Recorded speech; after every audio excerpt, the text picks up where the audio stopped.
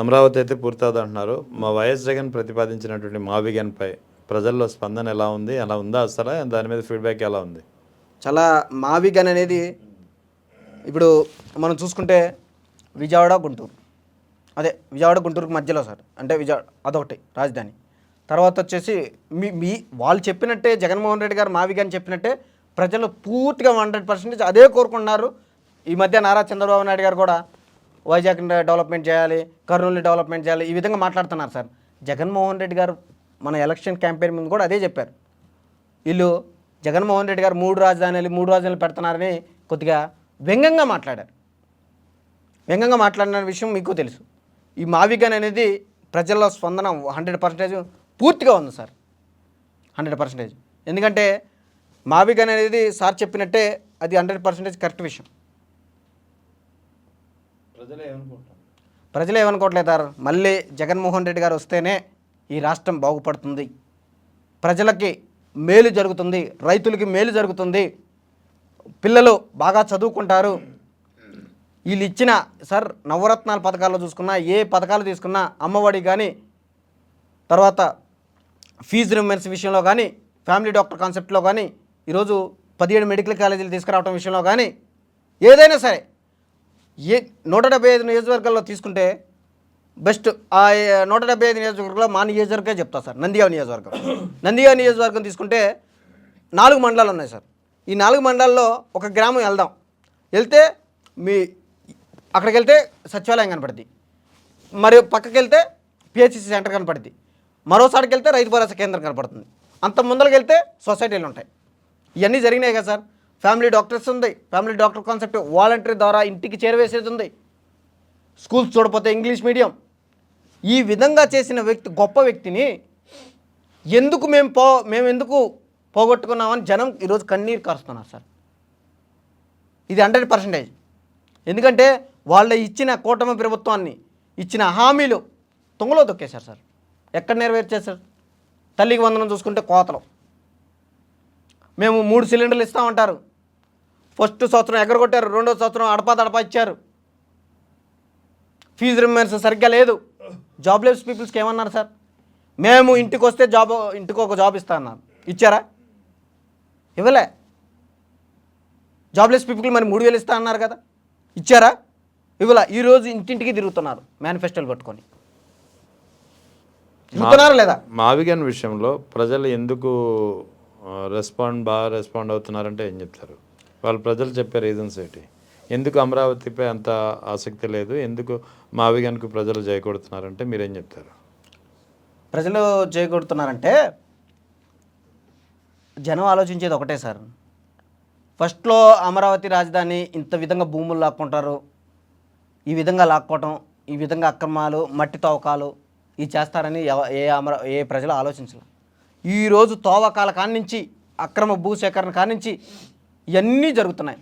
జరిగినా కానీ వాళ్ళు స్వచ్ఛందంగా రైతులు ఇవ్వకుండా వీళ్ళందరికీ లాక్కుంటున్నారు కదా. లాక్కున్న తర్వాత ప్రజలు విస్కరించారా సార్? ఈరోజు జగన్మోహన్ రెడ్డి గారు ఏం చేశారు? మావిగన్ అనేది కొత్త తీసుకొచ్చారు టైటిల్. అది ఎక్కడి నుంచి ఎక్కడికి తీసుకొచ్చారు? విజయవాడ, గుంటూరు ఈ ప్రాంతాల పరిస్థితుల్లో.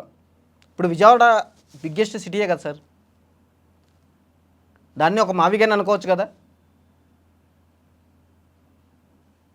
జగన్మోహన్ రెడ్డి గారి ఆలోచన అదే సార్. జగన్మోహన్ రెడ్డి గారి ఆలోచన అప్పుడు కూడా 3 రాజధాని అన్న విషయం కూడా రాష్ట్రం అన్ని చోట్ల బాగుండాలనే ఆలోచన ఉంది సార్ జగన్మోహన్ రెడ్డి గారికి. దాని కొరకే మళ్ళీ తీసుకొచ్చి ఇంకొక సందర్భం వీళ్ళు అమరావతి చేస్తున్నారు, భూదందాలు ఈ విధంగా చేస్తున్నారనే ఒక టైటిల్ తీసుకురావడం జరిగింది. మచిలీపట్నం, విజయవాడ, గుంటూరు పరిధిలో రియల్ ఎస్టేట్ భూమి ఏమైనా కనిపిస్తుందా ఇప్పుడు? ఏం లేదు సార్, అన్ని మచిలీపట్నం, విజయవాడ, గుంటూరు పరిధిలో మావిగన్ అదే కదా సార్. మావిగన్ విజయవాడ, గుంటూరు, మచిలీపట్నం ఈ ఏం లేదు సార్. అంత అంటే ఈ రాజధానిలో అయితే ఎక్కువే కనిపిస్తున్నాయి సార్. ఎందుకంటే వాళ్ళు కొనుక్కోవడం కదా, రైతుల దగ్గర తీసుకొని వేరే వాళ్ళకి అమ్ముతున్నారు కదా. రైతుల దగ్గరేమో 1,50,00,000 తీసుకుంటారు, వేరే వాళ్ళ అమ్మకానికేమో 8 కోట్లకు అమ్ముకుంటారు. అంటే వాళ్ళ రిజిస్ట్రేషన్కి అమ్ముకోవడానికి. సరే వాళ్ళు రాజధాని కట్టినాయి, ఏదైనా కట్టినాయి, వాట్ ఎవర్ ఇట్ మేబీ కట్టినా సరే ఇప్పుడు పక్కకు వస్తే పడిపోయినాయి సార్. మావిగన్ విషయంలో ఖచ్చితంగా 100% పెరుగుతాయి సార్ రియల్ ఎస్టేట్లో 100% పెరుగుతాయి. ఇప్పుడు ఎలా ఉంది అంటున్నాను. పెరుగుతాయి సార్. ఇప్పుడంటే కొద్దిగా డల్ అయిపోయినాయి సార్.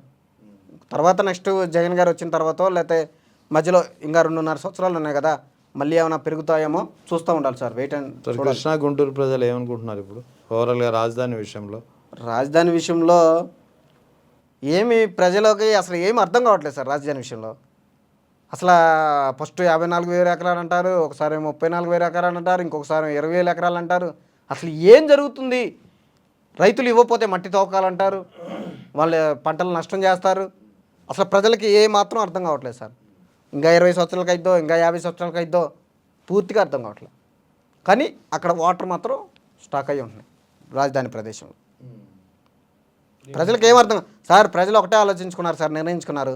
ఇది 100% జగన్మోహన్ రెడ్డి గారిని గెలిపించాలి. ముందుగా 2029 జగన్మోహన్ రెడ్డి గారు సీఎం అవ్వాలి, అయితేనే ఈ రాష్ట్రం సుభిక్షంగా ఉంటుంది, బాగుపడుతుందనే ఆలోచనలో ఉన్నారు సార్. చూశారు కదా సార్, ఈ డిఎస్సిలోనే అక్రమాలు జరిగాయి. మా ప్రభుత్వంలో లడ్డు కల్తీ జరిగిందని సిబిఐకి ఎంక్వైరీకి ఇచ్చారు.